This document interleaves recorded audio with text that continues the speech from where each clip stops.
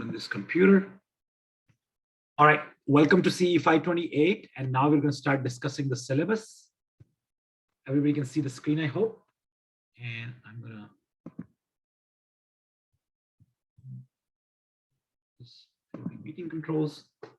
Okay, so CE 528, and I provided the link to the syllabus on your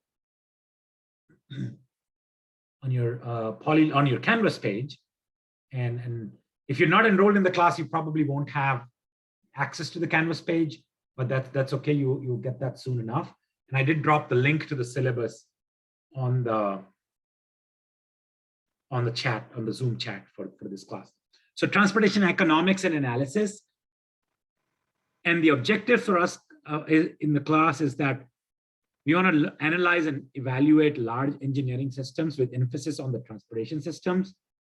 Our methods include systems analysis, advanced engineering economics, benefit cost analysis, production and basic demand modeling, cost and benefit modeling, economic-based modeling, pricing, optimization, and decision analysis.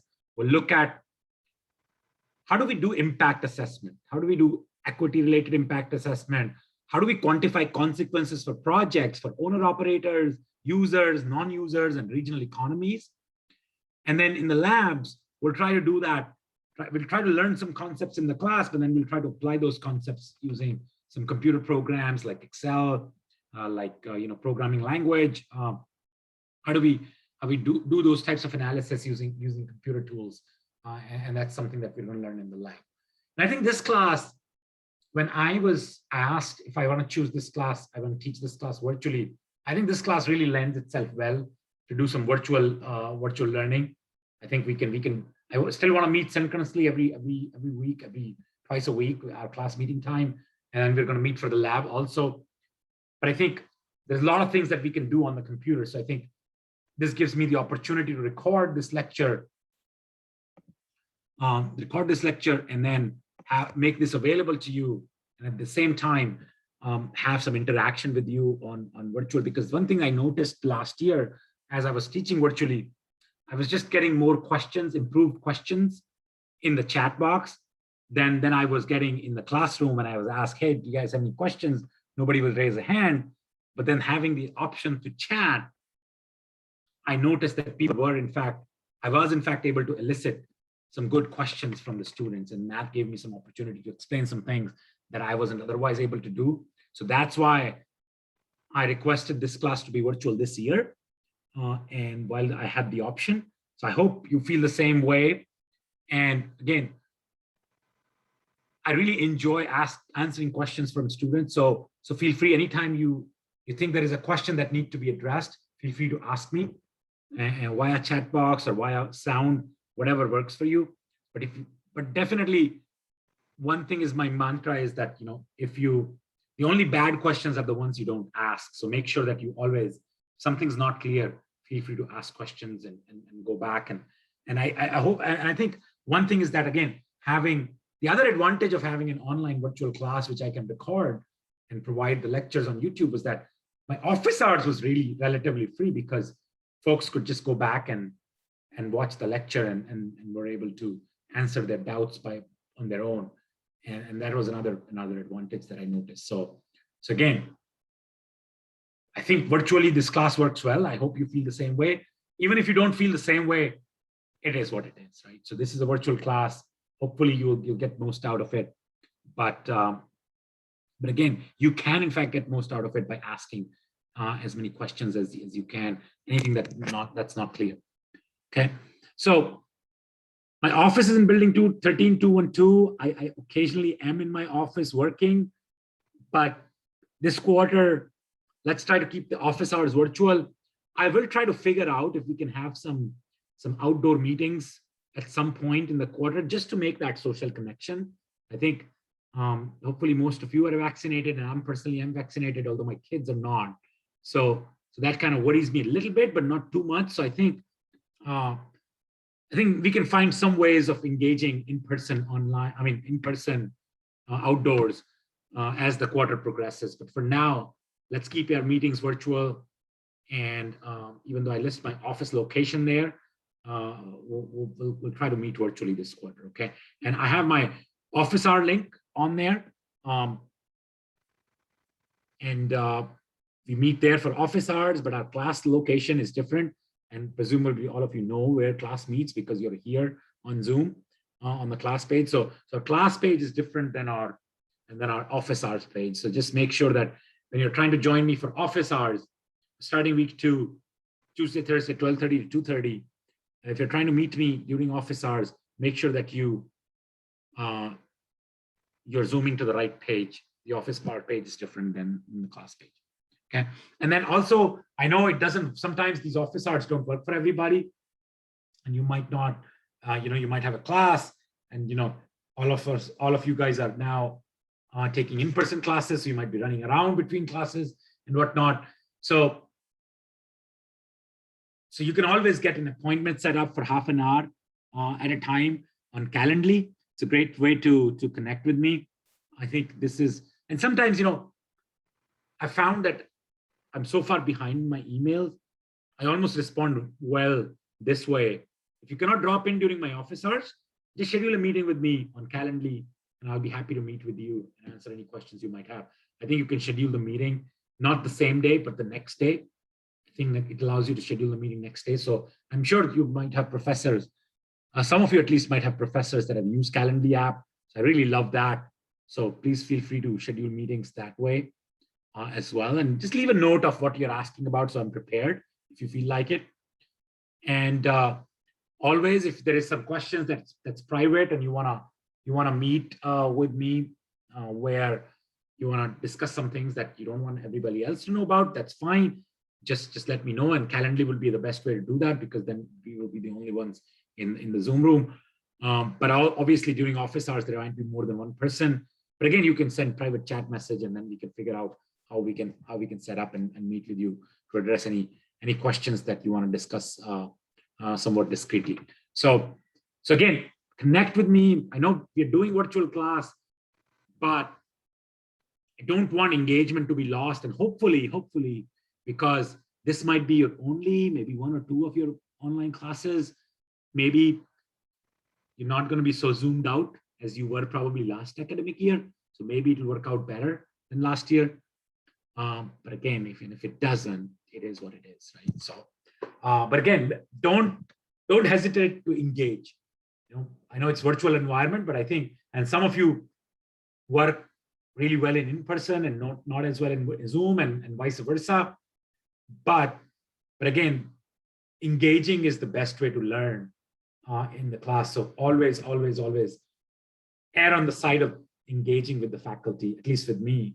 Always try to connect with me, ask questions anytime that you might have. So that's the plan. Okay. So any questions so far about the workings of the class and how we're going to meet? Feel free to ask them on Zoom. I'll give you a minute to think it over. If you have some questions, or raise your hand. I am recording, right? Yes. Any questions? No questions so far. Okay, that's great. So to get prepared for this class, always read Canvas.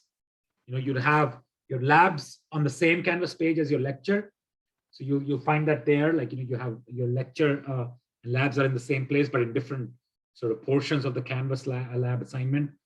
You'll find your reading assignments, your lecture notes, your homework problems, everything will be over there, and your labs assignment as well. Make sure that you know which is my office hour link, which is my class link, and make a note of that, and don't get messed up or don't get confused between the two. And then we'll talk about my expectations regarding civility, academic honesty, and appropriate use of email and office hours, and so forth. So we'll talk about that in the syllabus just now. So here are some topics that I have listed here. So my topic here, the first one would be just the introduction to the whole class. And what we're going to do is, we're not going to pick that up today, but we're going to have like a little lab 0 tomorrow. And we're going to do an introduction lecture in that lab. So starting 8:10 tomorrow, we're not going to do full lab tomorrow because we haven't done any of the material, and we're going to get to that unless we do lecture 2 on financial math and issues in engineering economics, which we're going to do in lecture 2. That's what the first lab is based on. So we're going to start that lab in week 2. Okay, so for week 1, we're going to do the introduction lecture tomorrow in the lab, and then we're going to have a short lab assignment based off of that we're going to work on tomorrow. And that's just basically introduction to the whole class, what we are actually doing here, and so on and so forth. Then we're going to move on to engineering economics. How many of you have taken, raise your hand if you've taken the FE exam already? You can actually raise your hand virtually, maybe.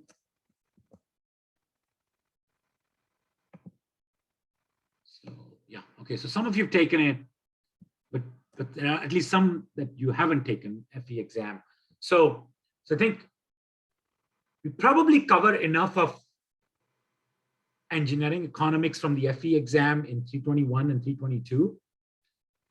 But I think you go a little bit more in depth there. And if you're anybody like me, if you're anything like me, I always find that when I go in depth, the things that I was supposed to learn in 321, for example, they really become much more clear to me. So for example, when I was doing grad school, we covered a lot of concepts about traffic operations and safety and all that. And even though those concepts were introduced to me in my undergrad, I never fully grasped them until I dig deeper into it. Even the fundamentals, I found them easier to grasp, and they came to me more naturally once I dig a little bit deeper. So I think if you haven't taken yet the FE exam, because we're going to do such a deep dive in engineering economics in this class, I think you will have really good understanding of what you're supposed to do for your FE exam. So I think if you haven't taken the FE, it might work out to your benefit, because you're going to dig so much deeper into that stuff, man. You're going to be bored of it, but you'll know that by heart. So that's going to be the good thing. Then we'll talk about production and cost modeling, and this is where we'll talk about marginal cost issues. How when you start production of anything, you have to have some fixed costs. So for example, if you're going to produce widgets, you're going to have to build the factory first. But once you've built the factory, the marginal cost is lower, right? Adding something onto it is lower. So we'll learn about those issues, and then we'll learn about supply and demand. And then one of our classmates really mentioned the rental car prices, right? That's basically, Vivo mentioned really high, crazy rental car prices. What is that related to? That's related to supply and demand, really, right? So we'll learn about how the pricing and supply and demand works, how elasticity works, and how, depending upon the different elasticities, you can really raise fare or not raise fare. And then there is this interesting concept that you see sort of being applied in a lot of places. Maybe there's this idea of free transit, right? So free buses, and how does that impact ridership and things like that. So we'll learn about those concepts and those applications in our supply and demand issue. And then we'll learn about pricing concepts and applications, and how do you price stuff? How do you price as a producer? How do you find the equilibrium between supply and demand? Those things. Again, you might have learned some of these stuff in microeconomics, but now we're going to apply that in the context of transportation analysis. Excuse me. Then we'll learn about benefit estimation and modeling. And this is really about how transportation investments really go farther along. They're not just about building a road or building a bridge or building a light rail or whatever, although it is about that, but there is much more to it. When you bring these infrastructure elements to the community, it could really spur investments into that community. For example, high-speed rail, right? High-speed rail, once it gets into a community, it has really some potential for increasing jobs, for example. right? So there are some ancillary benefits that can come with that. So how do we estimate those benefits that come from and then, back when when I had started teaching this class in 2010, there was this big deal about stimulus, right? There was this big deal about multiplier effects. What is the multiplier? So for example, if you invest money in a community, what is the multiplier effect of the dollars that are being spent in a community? Like, for example, if a community gets $1 million grant to build a bridge, I mean, you can't really build a bridge for $1 million, but let's go with that, a few million, $100 million grant to build a bridge. Once the bridge is built, then what are the secondary implications of that? So we learn about how do you model that at a regional community scale or regional economy scale. How do we estimate those benefits? And then we'll learn about optimization. And this is where we'll learn some Excel tools for optimization. And then we'll do a lab assignment based on that. And most of these things that we're going to learn about, we're going to have some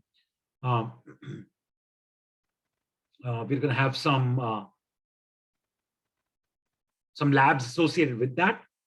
And we'll talk about equity in transportation decision making. And I'm really excited about that because this is going to be a result of a research project that I'm working on. We're trying to identify how do we make sure that we are accounting for equity? Because sometimes when you apply your traditional benefit cost analysis, you want to go for the cheapest land. And the cheapest land might be a rural farmland where you have to cut through and you have to build your road through that. And that rural road that you're building might split a farm into two. For the same farmer now, they might have their farm now split into two because on one side of the freeway and on the other side of the freeway. And that might really impact them in a lot of ways. And when we were building interstate highways, that happened quite a bit. And then obviously in the urban areas, the urban poor were disproportionately impacted by building of the freeways in the urban areas, right? Because the cheapest land was typically in the poorer neighborhoods where the minorities used to live and they still live, and you just cut that minority neighborhood. And there are implications of that economics analysis as we applied it at the time, the implications that we're still feeling and that we're still seeing. And how do we make sure that we account for that? And one way of doing that is kind of hearing from the community, right? You invite community participation. But that by itself is not be all and end all. Because think about this, right? Who can go to a community meeting? Who can go to a community meeting is a person who has time on their hands, who are maybe they're retired, maybe they're relatively more affluent, so their job doesn't require as many hours to work. So it could be that, even engaging the community has equity issues. So we'll try to learn about how do we do decision-making with an equity lens so that we make sure that we are accounting for all those aspects. So we'll talk about that. And then we'll learn about decision analysis methods, risk and uncertainty. And then we'll try to apply that uncertainty in the real world concept based on an airport cooperative research program project. And there is going to be a lab based on that in the class as well. So we'll have all of that packed into 10-week quarter. So really buckle up and it's going to be a lot of fun. But the good news is that the textbook is free. That cheer you up a little bit, maybe. So all the material that we're going to use is from a textbook called Sinha and Labi. And Sinha and Labi professors at Purdue University, I know them, or at least I know of them, and I've met them both. And the good news is that the textbook is available for free. I provided the link. You will have to be signed in to your MyCalPoly so that you can access the textbook through the library. And then there is the transportationeconomics.org portal that is developed by Caltrans that's available that we're going to use as well throughout at least for a couple of labs. So make sure that you look at that resource as well. But good news is both of those resources are free. And then I'm going to also have all the rest of the material or the course notes, everything available for free as well. So you'll have opportunity to access it. And again, when I say free, it's only monetary wise, it's free, but obviously it does take some effort on your part, the time that you're going to learn this material. And that's going to be good. So one thing about, all these materials, and some of you might be wondering that, hey, I'm going to be, and then this is something I try to emphasize in a lot more of my classes than I used to. In Cal Poly, we're all about learn by doing, and we're going to do a lot of hands-on exercises in this class as well. Now, because we emphasize so many practice-ready students, okay, I think my face is really getting dark now, and probably should give me 1 second here. Open the window a little bit. So yeah, so one thing I want to emphasize is that because some of you might be working in the area of traffic operation, maybe you're doing purely highway design, maybe you're not even doing transportation, right? So how do you justify putting so much effort in learning something that you might not use? So obviously, whatever we teach you, even at Cal Poly, pains me to say this, but even at Cal Poly, whatever we are teaching you, it's not something you're going to directly use. Not everything would be something that you directly use at your job. So I think maybe it sounds obvious to you, but not everything that you're going to learn in the classroom, even at Cal Poly's classroom, where we are all about learn by doing and making you ready for job on day one, and all of our marketing spiel that we do. Even so, not everything that you learn in this class or any other class really is going to be directly applicable to what you do, right? So, and this might be something that you've thought about or maybe not thought about, but learning has its own reward, because even if you're not going to use all this material directly in your job, my job is not just to teach you to do these and these and these things that I just talked about. I think of my job as something that I'm teaching you to learn. How do you learn something new? And I think learning something new and challenging, just like the material that you find in this class, actually is a preparation to learn all the new things you're going to encounter.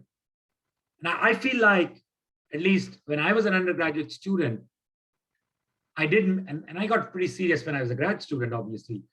And that's how I was able to do my doctoral studies. But in my undergrad, I felt like I didn't miss out on the opportunity, because early on I realized that, hey, I'm only interested in this stuff, so I'm only going to pay attention to this stuff and not that stuff.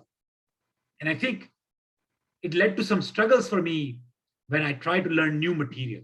So I think the role of an undergraduate education, engineering education, really is to, yes, prepare you for the jobs. But one way we prepare you for the job, the only way we prepare for you for the job is not by teaching you exactly what you're going to do, but also teaching you challenging stuff that you may or may not do. But it's the practice that you're getting in learning new stuff by referring to notes, by watching some videos, by doing some stuff with your hands or on the computer, really. I think all those things help. So kind of try to take, that feeling out of your head that, hey, where am I going to use it? Even if you don't use that precise thing, that's okay. The important thing is to be able to learn stuff. And hopefully you'll get a lot of that in this class and all of your other Cal Poly classes. Okay. So most important thing is to learn stuff, because you're practicing, you're training your brain to learn stuff. That's what really what you're doing in a university education. I hope that makes sense. Does it? Or is that, if I told my daughter that, she'll just, you lecture too much, Dad, but hopefully you're going to be better than that and take my advice to heart. All right, any questions so far?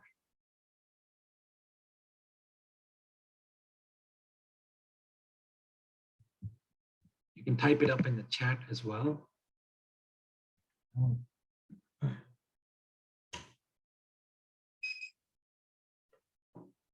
No questions? All right. I hope some of you are still in the classroom. Okay, very good. Okay, if there are no further questions, I already talked about the textbooks for you guys. And now that brings me to I talked about the most important thing in the class, which is learning. Even if you think it's boring, where am I going to use it? This is not my field. Ignore all those thoughts. Focus on learning because you're practicing the skills to learn. Okay, so keep that in mind. And again, and I'm not acknowledging here at all that this stuff is not going to be useful to you. For a lot of you, I think this stuff might be directly applicable to what you do in your jobs. So that's not my point. Like, my class actually might have stuff that you directly use in your job. And then, some of my other classes do as well. But even if it doesn't, don't ignore that stuff. Try to still practice your skills to learn. Now, that brings me to the least important part of the course, which is grading. You might think it's flipped, but really, grading in the grand scheme of things is not the most important thing in the class. Grading really is something we have to do. And I try to sort of structure my grading in a way that I could assess that whether or not you're developing those skills to learn. If you are, then we're fine. But if you're not, the grades really don't mean a whole lot. Because if you don't have the skills to learn new material, you're not going to be successful engineers, regardless of what it says on your GPA, what your GPA is. So the most important thing is to learn. But here we go with the grades. It's 40% for your lab and project reports, 20% for your homework and checkoff assignments, 5% for the quizzes, about 25% for your final exam. And then final exam is basically going to be problems from your homework, just with different sort of applications. And then 10%, basically, are you showing up? Are you letting me know if you're not able to show up? And are you basically engaged with your group members? You're making sure that you're participating, you're engaging with your classmates and the class. And that's about it. And then I provide a list of the labs. That does not include the lab 0 that we're going to work on, very short one. But we're going to do analysis of engineering economy, a build grant proposal, basically because I chose that build grant proposal because it does require you to have, it's basically a federal program where local agencies, this is the only program where local agencies can actually submit a grant. And then they have to show a good benefit cost analysis component to their grant proposal. And that's what we're going to do. We're going to try to build that. And then alternative road design and maintenance standards, optimization of the transportation operations. And then we're going to do some programming, which I think is becoming more and more important. And again, this is one piece where you might feel like, hey, why am I going to learn to program? What's the point of me learning to program? But I think, again, think of that as a challenge, training your brain to learn new things, because a lot of things that you're going to learn are going to be based on watching videos, reading tutorials, reading somebody else's writing, or reading help guides. So I think that has direct application for what you're going to do as an engineer. And then we're going to learn about, and sort of towards the end of the class, we're going to do some before and after evaluations, and then estimating benefit cost ratios and uncertainty and stuff like that. So we'll talk about all those labs. And then each lab will have, some of those labs might be individual, some of that might be, and then all of that will be part of the instructions. And then you just have to make sure that you keep up to date with that. And then we'll post the specific assignments as the time rolls along. And again, we'll start that analysis of engineering economic in week 2. Okay, so that's when we're going to start. So it starts in week 2, and then we'll go from there. And then this is where I provide like a quick background of what a lab report might look like. But again, this is a general idea of writing a good lab report, but there might be specific instructions that you have to follow. So specific instructions for a lab supersede this, okay? So because there will be a specific rubric that will be provided to you, so you know exactly what I'm grading you on. And again, grades are not the most important thing. It's just to make sure what is the most important thing I want you to learn, and that's what you're going to learn from the rubric. And then any questions so far about how the class is going to go?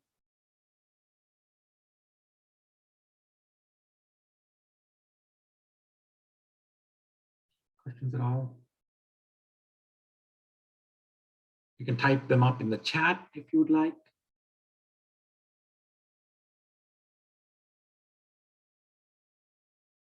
Okay, I'm seeing no questions. That's great. I just said that, in online, I get better questions and more questions. And here you go, embarrass me in the recorded video by not asking any questions at all, which is fine. Again, my feelings are not hurt.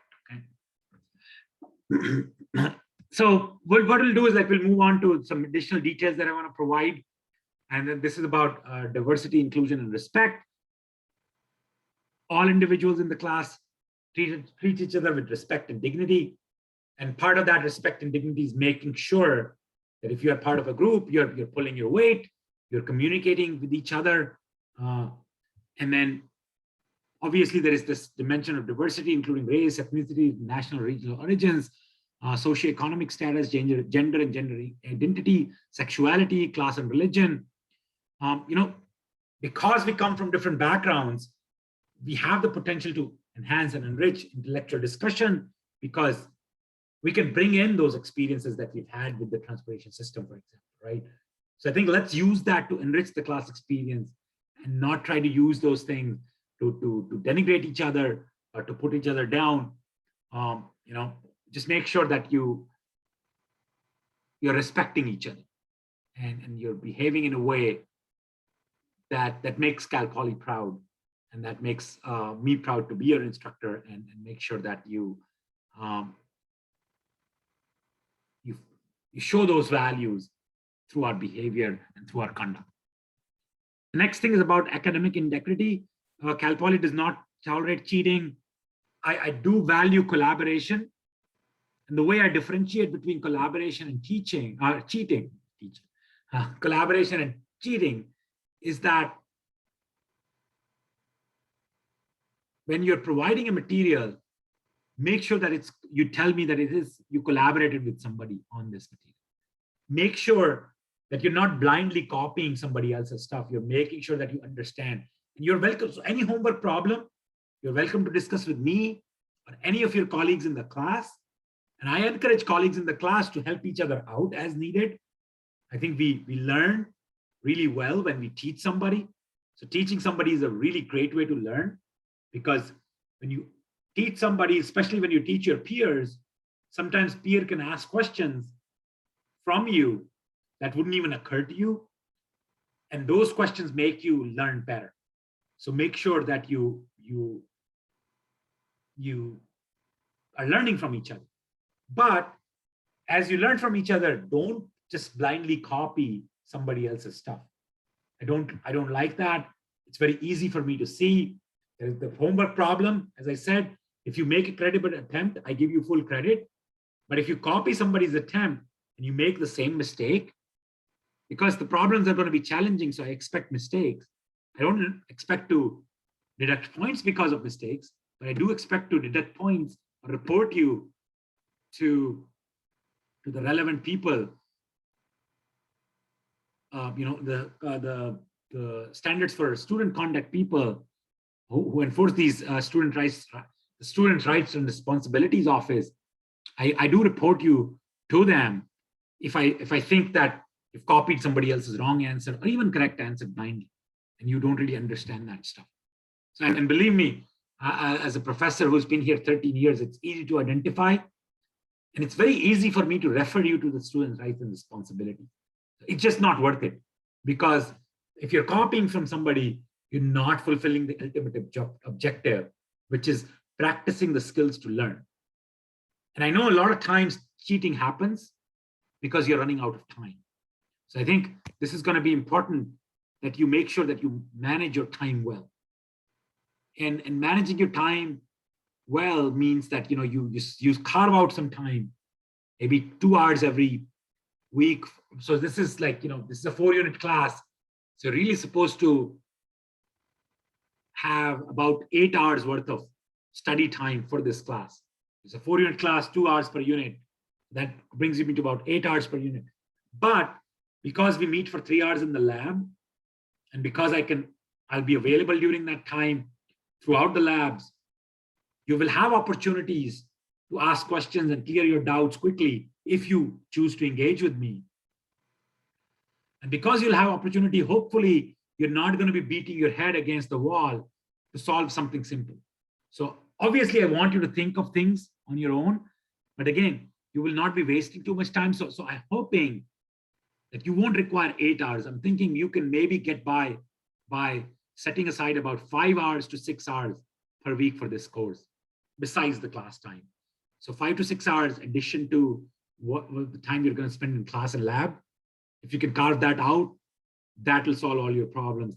That'll make sure that you are able to complete all assignments. If, however, you feel like, maybe you're stuck in a bad group where you're having to pull too much weight for other people as well, or you're just not studying right, or maybe I'm making a mistake. Maybe I've tailored my course for too much of a pre-pandemic situation, and you all are struggling because I'm expecting too much of work, and you're having to spend more than 5 hours, 6 hours per week on the course besides the class time, then maybe it's time to engage with me, time to have that conversation with me as to, hey, we're having some problems, we're not able to finish this work, you're assigning all this work, and that's just getting to be too much. And again, I'm not saying you are going to be always at fault. There might be structural issue with the class, the way I've set it up, or there could be things that's happening in the group dynamics, or something's going on that we need to resolve. And the best thing to do that is to resolve it as soon as you feel that way. It's better to resolve it at that time when you start feeling that way, not right before the deadline for a major project. Okay, so let's make sure of that. And again, email is the best way to communicate with me. If you put CE528 in the subject line, you can expect a response from me within an hour or so, within 24 hours or so. But if that's something that you require to meet with me, please feel free to schedule an appointment with me through Calendly. That works really, really well. So feel free to do that as well. Okay. So that's sort of all I wanted to talk about the syllabus. We're going to start actual material starting in the lab tomorrow, and then we're going to have a lab 0 that's going to be due towards the end of the lab. So we'll go over that in the next class. Are there any questions about how the class is supposed to go, and if you have access to the Canvas page? Any questions at all?